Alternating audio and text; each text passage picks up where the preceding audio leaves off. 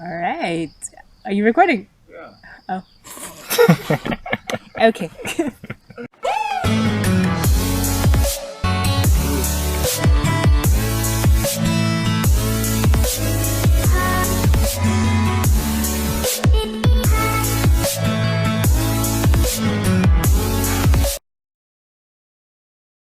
Hey, everybody. Welcome back to my YouTube channel. Yeah. Look excited, man. I am excited inside. A lot. Hi people, how are you doing? Like I promised, I said I was going to bring some friends along, and I have brought my first friend along. Well, I had friends in the insecurity video, but I have more friends now. This is Byron, and yeah, to start off, I'll just have him tell us a bit about himself. Okay, for starters, I'm her only friend. She's not that social this side for some reason. Anyways, Okay. I'm sorry about that. That's cool. It's cool. I have one friend. I hope It's you won't fine. clip that one out. No, I'll keep it. It's fine. I'm not going to edit this out. It's cool. Hi guys. My other friends will come after you, but it's fine. It's on you. Ouch. Okay. Hi people, my name is Byron. Byron Mzerengwa. I'm 22 years old now, and I'm a student at the University of Zimbabwe. I want to start.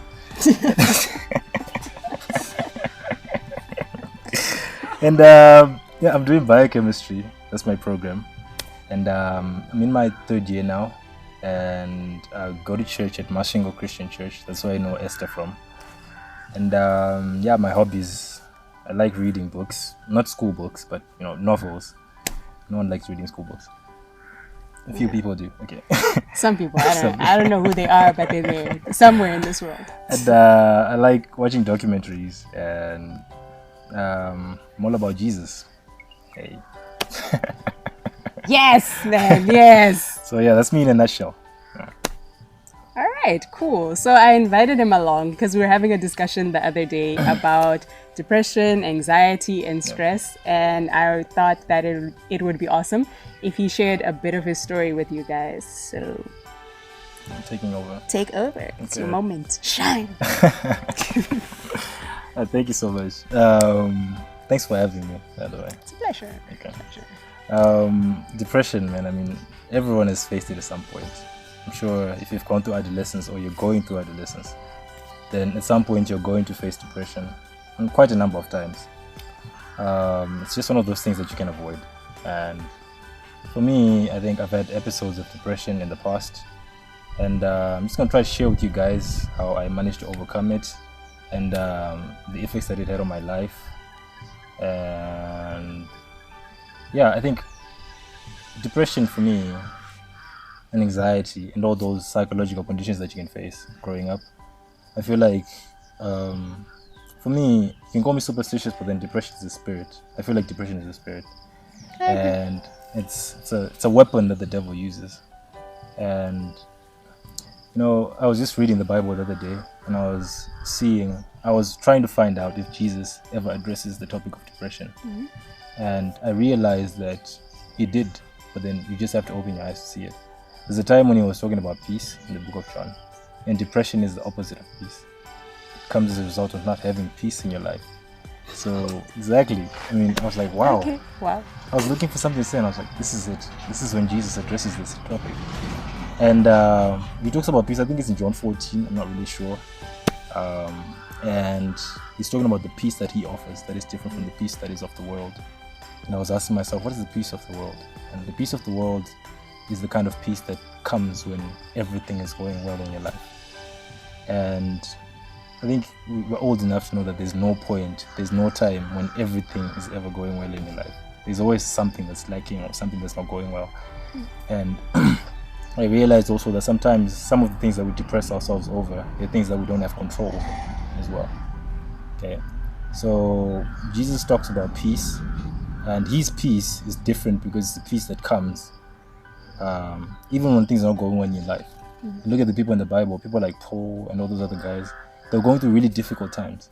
Look at the book of Philippians. It's the most joyful book of the Bible that you ever read, but he was in prison when he wrote that book.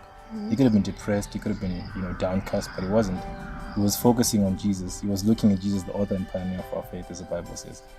So the topic, which is in the book of John about peace, it's an amazing topic that I was reading the other day. And also I was thinking as well of the time when he was in the boat, Jesus, and he was sleeping, and the guys were panicking. Like, we're gonna die. What's this guy sleeping? Because there was a storm. There was a storm. Hello. Exactly. And I'm thinking of I would these also storms. think like I'm going to die. Exactly. Why are you sleeping, But Jesus? the man is sleeping, you see. That's how peaceful Jesus was. And, he's sleeping, and then these guys are panicking. They're all over the place. Like, wake him up. He's sleeping, and there's a storm all over. And I was thinking that these storms represent the storms that are in our lives. The storms that we face every single day. There's storms that are psychological. There's storms that are physical. There's a lot of storms that we face. And instead of being depressed, you can actually rest in the storm and know that God has every section of my life covered. Yeah, I always think of Jesus as being like, how every storm has the eye. Exactly. Where it's just calm and peaceful. I always see Jesus as the eye of the storm. You see. Like he's in the storm with you, but where he is, it's peaceful. Exactly. The wind will be blowing around you, but in that spot, that's how I think of it. And also, I just wanted to say that, notice what Jesus did when he woke up. He addresses peace into the storm. You see, the peace that we were talking about earlier on, he addresses peace, be calm, and then the storm becomes calm. So that's the same peace that he offers to us. Okay, he says, my peace I give you. So in other words, he's willing his peace to us as his Christians, as his children. So peace is such an important aspect of life, because when you have peace, then you realize, like I said earlier on, that even when things are not going well, in my own eyes, God has this covered, because he knows the plans that he has for us, plans for us to prosper. And you start looking at life at a grander scale. You're not just looking at things that are happening now, but you start seeing, because God sees the bigger view. When God looks at you, Esther, doesn't just see you right now, he sees you in the future as well, you see. So it's just mind-boggling to think about. It is. I never knew he was so deep. But yeah, you're right. You're right. Yeah. So that's how amazing God is. And you know that whatever happens, everything works out for good for those that trust in him. That is true. And that are called according to his calling. So, yeah. If you just know that God has every area of my life covered, then even when things are not going well, there's some things that even myself, there was a time when, I think 2 years back, I was supposed to go to uni in South Africa. And, I prayed. I really did pray. And I was asking God, because, from my family, we're not really that financially blessed compared to others. But I was really praying because I got on a place for pharmacy, and I wanted to do pharmacy at Nelson Mandela Metropolitan, which is in Port Elizabeth. So I was praying, I was saying, God, I really want this place. I really want this place. And I got it, and I was like, God has answered my prayers. But then all of a sudden, my parents told me that, we can't afford it. That's the simple truth. And I was just shattered, and I got depressed, and, I was just a mess. And I was asking God questions. I prayed. You said, ask in my name and I'll give you. I prayed. I did everything. I fasted and stuff. But then now looking back at it, and I look back and I look at the financial situation that is in our country, I realized that my parents probably deferred me at some point, or I could have came back here as well. And I've also seen opportunities that at University of Zimbabwe where I'm at. I'm seeing opportunities that I really love biochemistry now. Yeah. I feel like it was meant for me, you see, and I'm actually happy with it. So looking back now, I'm thinking to myself, that's nice for you. Biochemistry is not for me, guys. It's not for me, but I'm happy for you. Thank you. I'm happy for you. So now I'm looking back and I'm thinking to myself, God had the future in mind. Yeah. And it's about trusting. That's where faith comes in now. When you have faith, you begin to see that, even though things are not going well, I have faith that God is working something amazing in my life.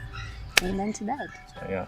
So share a bit of your experience with depression besides that one. Yeah.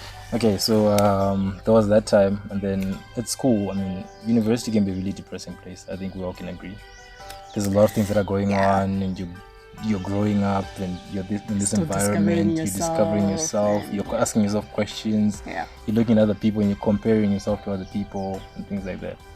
So yeah, that kind of happened with me.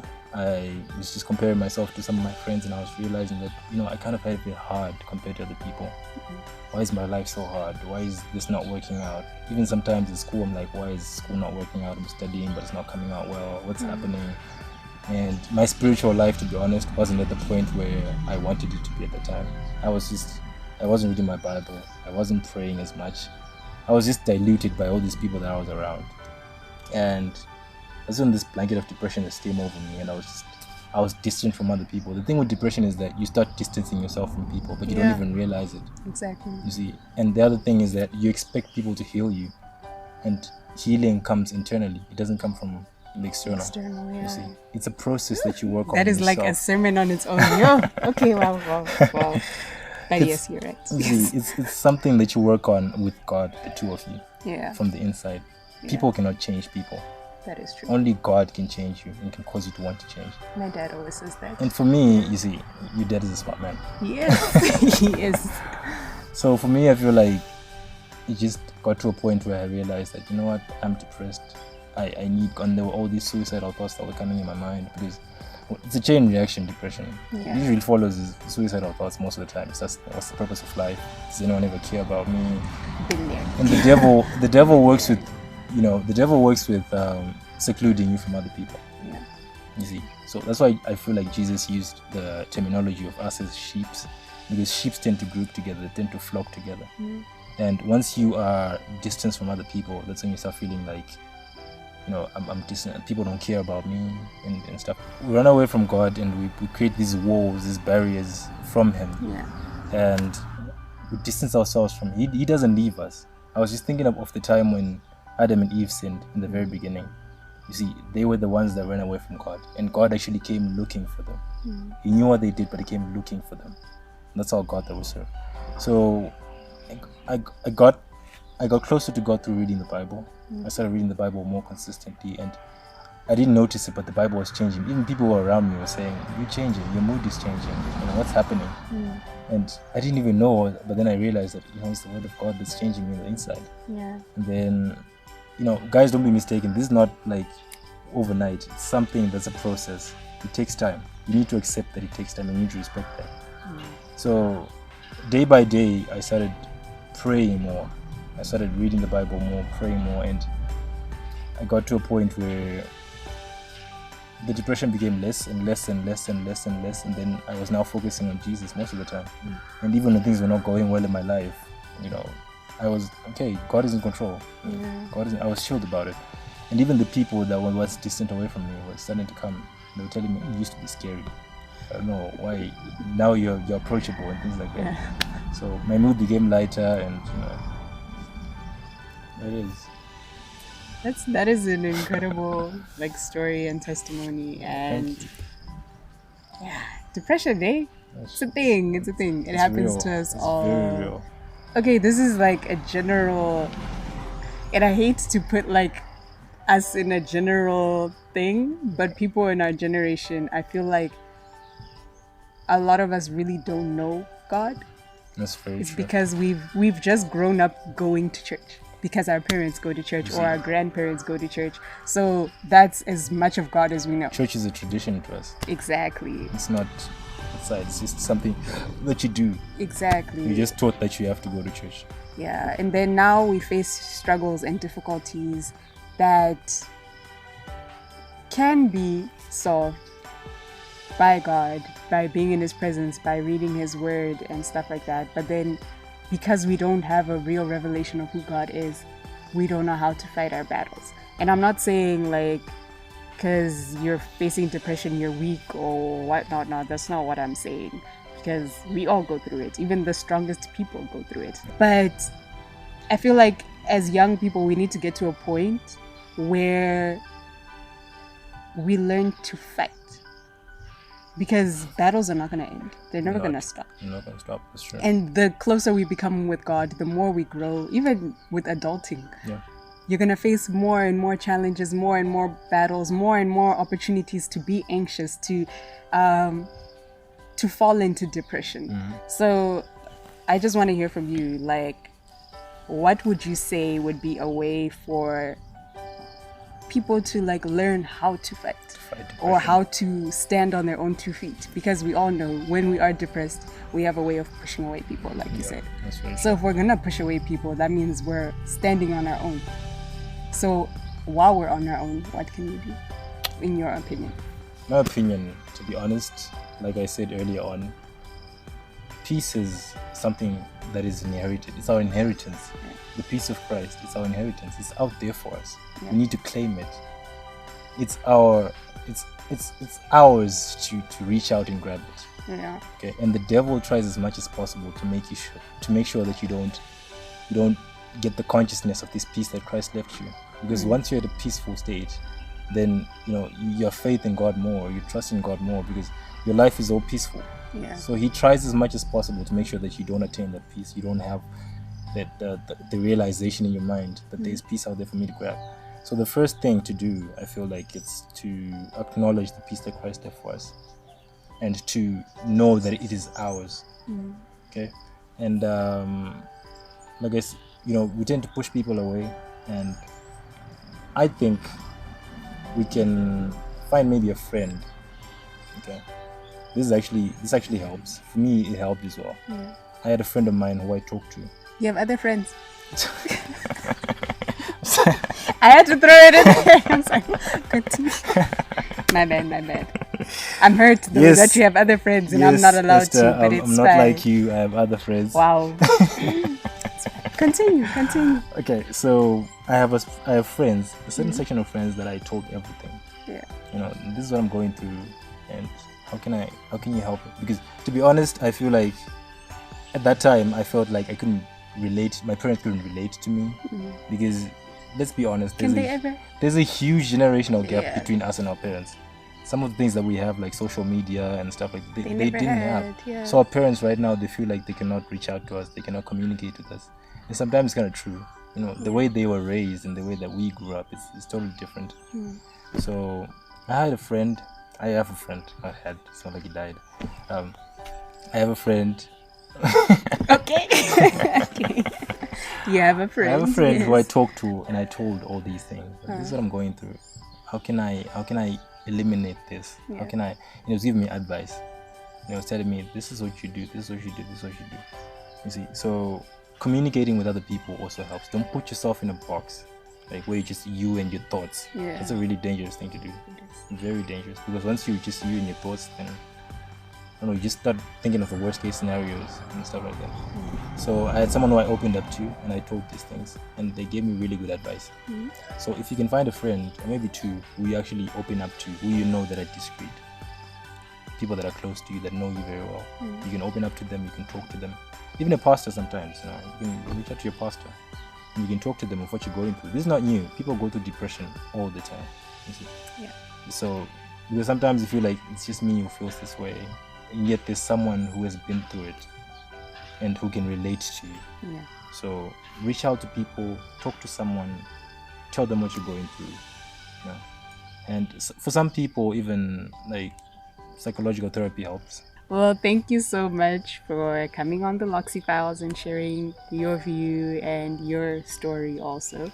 And yeah, can the people get you on social media? Is that okay? Yeah, it's cool. I'm on Facebook, Byron Zerengwa, and Twitter, Byron Tapio, and then there's Instagram, Byron Tapio as well.